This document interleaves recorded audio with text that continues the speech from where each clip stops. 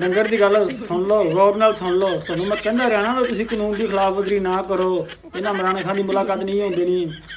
इत्थों गौर नाल देखो, आ तस्वीर नूं तुसीं गौर नाल देखोगे ना, इहदे विचों सिर्फ पहला लफज कानून उत्थे कढ के इहदी भैन नूं शामिल कर लो, उहदा नां है कानून। तुसीं गलत समझिआ सी भी कानून किहड़ा है। जे मुल्क 'च कानून हुंदा, मॉडल टाउन के जिहड़े कातल ने उन्हां नूं कदों दा टंगिआ हुंदा ते अज इस तरह आण के बकवास ना करदे भी असीं मुलाकात नहीं होंदी नहीं है। भाई मुलाकात कराना या नहीं कराना अदालतां दा काम है। डंगरा जी तुहाडी क्यों नहीं अकल काम करदी? चरस पी पी के तुहाडी सारे दी मत वजी होई है। तुसीं मामे लगदे हो डेला जेल दे। कानून आवाम दा हुंदा है, चोरां डिकटां दा कानून नहीं दा हुंदा। जे कानून हुंदा ते जिन्हां सुप्रीम कोर्ट ते हमला कीता सी अज वो भी टंगे होने सन, जिन्हां नैब ते हमला कीता सी अज वो भी टंगे होने सन।